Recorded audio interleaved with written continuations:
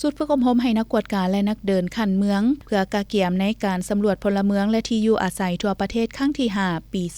2025อยู่ที่เมืองห้วยทรายได้จัดขึ้นในวันที่20พฤศจิกายนนี้อยู่ที่ศูนย์ฝึกอบรมของเมืองการฝึกอบรมในครั้งนี้แม้นจะใช้เวลา10วันและแบ่งออกเป็น4กลุ่มมีสัมมนากรเข้าร่วม121คนโดยการเข้าร่วมของท่านบุญคงวงศ์คำจันทร์ประธานกรรมาธิการปกครองเมือง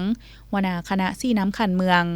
ทางนี้เพื่อกะเกียมความพร้อมในการลงเก็บกำสถิติพลเมืองลาวและต่างประเทศที่ดำรงชีวิตอยู่ลาวทั้งเก็บกำสภาพการขยายตัวของพลเมืองและเก็บกำสภาพที่อยู่อาศัยของพลเมืองเพื่อเก็บกำข้อมูลพื้นฐานของพลเมืองลาวเกี่ยวกับการศึกษาด้านสาธารณสุขคุณลักษณะที่อยู่อาศัยการดำรงชีวิตสภาพคนพิการและสภาพการยกย้ายของพลเมืองเก็บกำสภาพกำลังแห้งและสภาพการมีเวียกเหตุงานทำสร้างฐานข้อมูลให้แก่การคาดคะเนพลเมืองในการสำรวจสมโนครัวและขึ้นทะเบียนพลเมืองสร้างและปรับปรุงระบบข้อมูลข่าวสารสถิติด้านต่างๆให้มีความครบถ้วนสมบูรณ์ยิ่งขึ้นเทียบทานกับภาคพื้นและสากล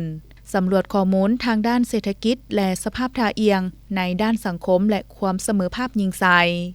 ท่านบุญคงวงคำจันทร์ประธานกรรมาธิการปกครองเมืองหัวหน้าคณะสีน้ำขันเมืองได้เฮียงฮ้องให้ครูฝึกนักเดินสำรวจจงพร้อมกันปฏิบัติโมงเวลาและญาติแยงเอาความรู้เทคนิควิธีการสำหรับการจัดตั้งปฏิบัติการเก็บกำข้อมูลภาคสนามเพื่อเป็นทิศทางในการจัดตั้งปฏิบัติและเฮ็ดเวียกร่วมกันในต่อหน้าท่านที่ถูกแต่งตั้งจงมีความรับผิดชอบสูงต่อกับหน้าที่ที่ได้รับการมอบหมายในเวลาลงสำรวจพลเมืองและที่อยู่อาศัยให้สุมใส่เวียกงานดังกล่าวเป็นสำคัญเพื่อให้สำเร็จตามกำหนดอย่างมีประสิทธิภาพและประสิทธิผล